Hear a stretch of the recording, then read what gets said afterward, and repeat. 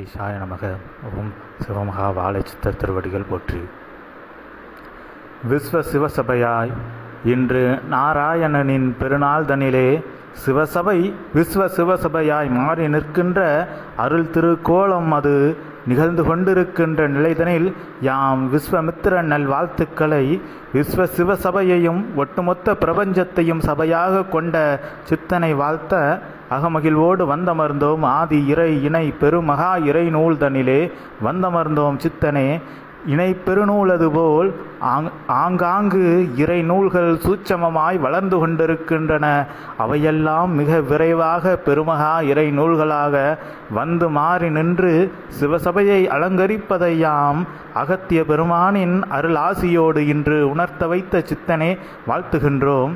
பெருமகா இறை நிகழ்வுகளை நிகழ்த்த ஆதி இறை நூல்களை அற்புதமாய் தயார் செய்து கொண்டிருக்கின்ற சிவமே நீர் வாழி என்று வாழ்த்துகின்றோம். சிவமும் அறியும் ஒன்றென்று உரைக்கின்ற ஒரு சபை இருக்கின்றதென்றால் அது இன்று இச்சிவ சபையே என்று அருள்நிலையாய் வாழ்த்த வைத்த சித்தனே வாழ்த்துகின்றோம். அவ்வாறு உயர்நிலை கொண்ட சபையை இன்று ஒரு நிலையாய் கொண்டமர்ந்து வந்து உம்மை உள்ளுக்குள் கொண்டு நிற்போர் யாவருக்கும் அவ்வுயர்நிலை எதுவென்பதை காட்டி நிற்கின்ற சித்தனே வாழ்த்துகின்றோம்.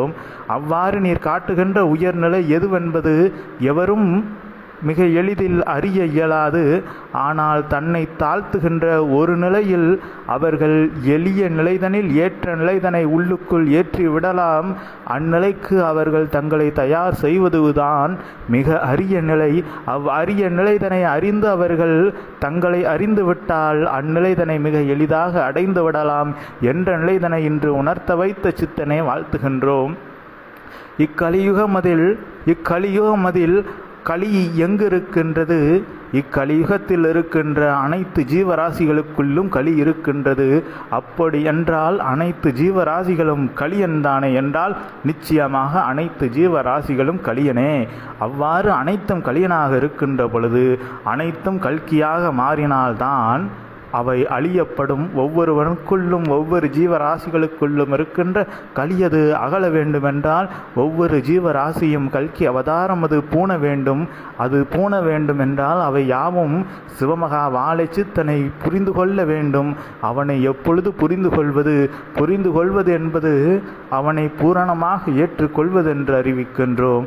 அவ்வாறு சிவமகா வாழை சித்தன் எவன், அவன் என்ன செய்கின்றான், அவன் நோக்கம் என்ன, அவனுடைய உயர்நிலை எதுவென்பதை உள்ளுக்குள் ஏற்று ஒரு மானிடன் வலம் வருவானாயின் அவன் வலம் வருகின்ற பொழுது சித்தன் உரைக்கின்ற உயர்நிலைகளை எல்லாம் ஏற்று நின்று அதன் வழி நடக்கின்ற பொழுது அவனையே இரு பகுதியாக இரு மனமாக அவன் பிரித்து பார்க்கின்ற அருள் மனம் இறை மனம் அவனுக்கு கொடுக்கப்படுகின்றது. இறை மனத்தில் நின்று அவன் தமக்குள் இருக்கின்ற இரு நிலைகளை பிரித்து பார்க்கின்ற பொழுது அதில் ஒரு நிலை கல்கி அவதார நிலை கொண்ட சித்தனுடைய அன்பு நெறிநிலை, மற்றொன்று அக்களியனின் களிநிலை. இதில் எந்நிலை உயர்நிலை என்பதை ஒருவன் உணர்ந்து அதன்படி சென்று விடுவானாயின் அவன் நல்நிலையாக கல்கி அவதார நிலையை தேர்ந்தெடுப்பானாயின் அவன் கல்கி அவதாரமாக மாறிவிடுகின்றான். அல்லதேல் யாம் கலியன்தான் என்றால் அவன் கலியனாக இருக்கின்றான். நிச்சயமாக அக்களியனும் ஒரு நாள் கல்கி அவதார பாதை இதனை தேர்ந்தெடுப்பான் என்ற நிலைதனை உணர்த்த வைத்த சித்தனே இதனை உள்ளூர ஏற்று நின்று உணர்கின்ற சீடர்கள் யாவரும் தமக்குள் இருக்கின்ற இருவேறு நிலைகளை பிரித்து நின்று அதை பிரித்து பகுத்து நின்று பகுத்ததை உள்ளுக்குள் தமக்குள் எவ்வித பகையும் வராதவாறு நன்னிலைகளை மட்டும் தமக்குள் வைத்துவிட்டு தீநிலைகளை தாமே சங்காரம் செய்கின்ற சத்துரு சம்ஹார வேலினை சிவமகா வாழை சித்தனிடமிருந்து சூட்சமமாய் பெற்று நின்று அதனை வைத்து நீங்களே அவதாரமாக மாறி நின்று உங்களுக்குள் இருக்கின்ற கலியனை நீங்களே வதம் செய்து நில்லுங்கள். நிற்கின்ற போது யாவரும் கலியனிலிருந்து களிநிலையிலிருந்து பிரிந்த கல்கி அவதார நிலையாக கலியனை கொன்று தமக்குள் உயர்நிலைதனை கொண்டவனாக வலம் வரலாம் என்ற உயர்நிலைதனை உணர்த்த வைத்த சித்தனே வாழ்த்துகின்றோம். இதனையெல்லாம் எவ்வாறு தெரிந்து கொள்வது, எங்கு சென்று அறிந்து கொள்வது? இது மிக கடினமாக இரு நிலைகளாக பிரிப்பது என்பது மிக கடினம் என்றால் அது மிக எளிது. சித்தனை உள்ளூர ஏற்று நிற்கின்ற பொழுது அனைவருக்கும் தெரியும். தமக்குள் இருக்கின்ற நிலைகளை ஒவ்வொருவரும் அறிந்ததே. அவ்வாறு அறிந்த நிலைகளில் என் நிலை வேண்டும் என்பதை அறிந்து கொண்டு வைத்து கொண்டு என் நிலை வேண்டாம் என்பதை அறிந்து அகற்றிவிடுங்கள். அவ்வளவுதான். மிக எளிய நிலைதனில் ஒட்டுமொத்த பிரபஞ்சத்தையும் ஆளும் ஆற்றல் தனை இந்நிலையில் யாவரும் பெற்று கொள்ளலாம். இவ்வாறு இரு மனங்களை பிரித்து இரு மனங்களில் இருக்கின்ற நல் மனதை ஏற்கின்ற பொழுது அவன் இறை மனத்தை உணர்கின்றான். இறை மனத்தை உணர்கின்ற பொழுது அவன் இறையாய் மனம் வீசுகின்றான். எங்கும் நல்நிலை கொண்ட மனமாய் அவன் வீசுகின்ற பொழுது அவனை நாடுகின்றவர்களுக்கும் அம்மனம் நல்நிலைதனை கொடுக்கும்.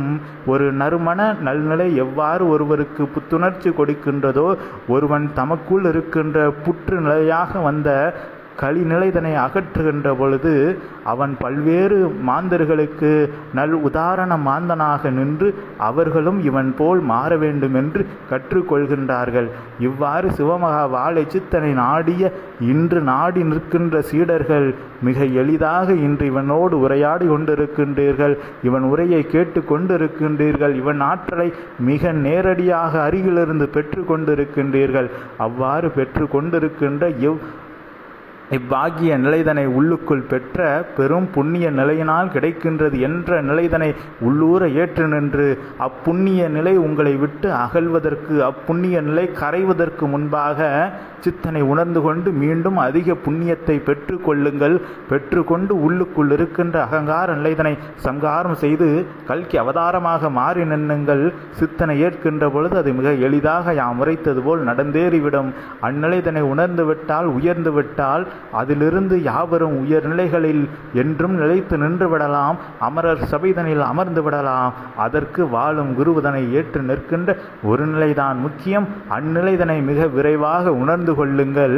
அவனை வந்து காண்பதோ அவனோடு உரையாடுவதோ முக்கியமல்ல. அவன் உரைக்கின்ற உரையை உள்ளுக்குள் ஏற்று நின்று தமக்குள் இருக்கின்ற மாற்று வேற்றுகளை கண்காணித்து அதை எது வேண்டும் எது வேண்டாம் என்பதை உங்களுக்குள் நீங்களே பகுத்து ஆராய்ந்து வேண்டா நிலைகளை அகற்ற வேண்டும். அந்நிலைகளை மிக விரைவாக செய்து கொண்டு சித்தனோடு மிக எளிதாக இணைந்து கொண்டு இக்கலிக போருக்காக தன்னோடு சிவமகா வாழை சித்தனை இணைத்து கொண்டு, தன்னோடு சித்தனை இணைத்து கொண்டு, பின்பு சித்தனோடு நீங்கள் இணைந்து கொண்டு இக்கல்கி அவதார நிலையோடு இணைந்து அனைவரும் ஓர் அவதார நிலைகளாக ஒரு நிலை கொண்டு இக்கலியுகத்தை மாற்றுகின்ற பெரும் சேனை படைகளாக செல்லுங்கள்.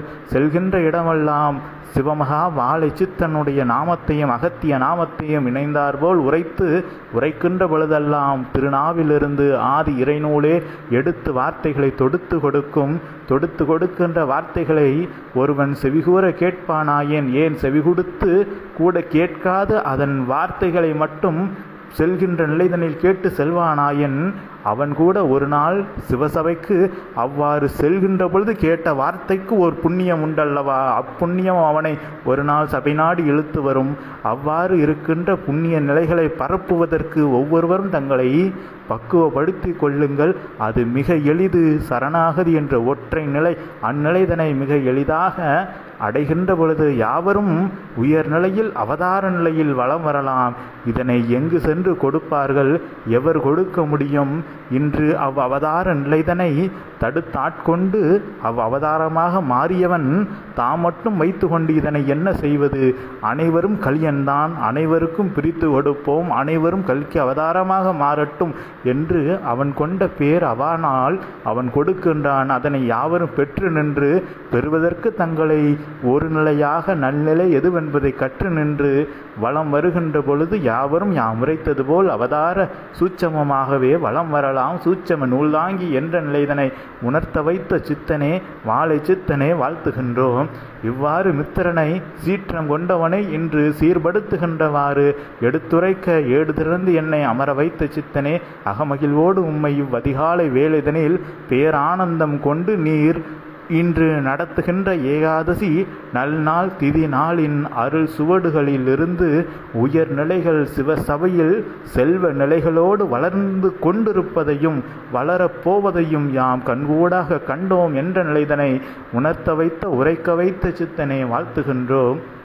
உம்மை நாடி வந்து உம் நாடியை ஏற்று நின்றோர் யாவரும் நிச்சயமாக நாடிகளை ஏற்று நின்றவர்களாக நிற்கப் போகின்றார்கள், நின்றும் கொண்டிருக்கின்றார்கள் என்ற நிலைதனை யாம் கண்டோம். அது மிக விரைவாக நடக்கப் போகின்ற நிலை என்பதை இக்கணம் உரைக்க வைத்த சித்தனை வாழ்த்துகின்றோம். ஒவ்வொருவருக்கும் உயர்நிலை, அது எந்நிலை, அது சிவநிலை என்று உரைக்கின்றோம். அச்சிவநிலைக்கு செல்கின்ற பாதை, ஒவ்வொருவருடைய பாதையும் வெவ்வேறு நிலை. அவரவர்களுடைய இகலோக நிலைக்கு ஏற்றாற்போல் அப்பாதை வடிவமைக்கப்படுகின்றது. சித்தனால் அல்ல, சிவத்தால் அல்ல, அவனவனால் அவனுக்கே வடிவமைத்து கொள்கின்றான். அதற்கான புண்ணியங்கள் மட்டும் சிவசபைக்கு செய்கின்ற தொண்டின் மூலம் கிடைத்து கொண்டிருக்கின்றது. சித்தனை உள்ளுக்குள் ஏற்று நிற்பதே பெரும் புண்ணியம் என்று உரைக்கின்றோம். ஒரு வேளை கூட சிவசபையில் வந்து ஒரு வேளை கூட செய்யாமல் இருக்கின்றால் கூட, ஆனால் இல்லாமல் இருந்தால் சிவசபையில் வந்து ஓர் பணியை ஒரு வேளை நேரத்தில் செய்யாமல் இருந்தால் கூட அவனுக்கு சித்தனை ஏற்று நின்றால் அதுவே பெரும் வேலைகளை சிவசபையில் செய்தற்கு பெரும் புண்ணியத்தை கொடுக்கும் என்ற நிலைதனை உணர்த்துகின்றோம். அவ்வாறு சித்தனை ஏற்று நிற்பதுதான் பெரும் புண்ணியம். வந்து சிவசபையில் 1000 வேலைகளை ஒரு மானிடன் செய்யலாம், ஆனால் சித்தனை ஏற்கவில்லை என்றால் ஒரு புண்ணியமும் உங்களுக்கு கிட்டாது. செய்த வேலைக்கான சிறு புண்ணியத்தை மட்டும் கொடுத்து செல் என்று வைத்து விடுவார்கள். சூட்சம நிலை கொண்ட சீடர்கள் சித்தர்கள் என்று உரைக்கின்றோம். எனவே சித்தனை ஏற்பதுதான் மிக பெரும் புண்ணியம். அப்புண்ணியத்தை செய்யுங்கள், சித்தனாக மாறி நிற்கலாம். சிவமகா வாழை சித்தனின் அருள் வடிவாய் யாவரும் வலம் வரலாம். அவன் வடிவில் வலம் வருகின்ற பொழுது என்ன நிகழும்? உங்களுக்கு அனைத்தும் உயர்நிலைகளாகவே நிகழும்.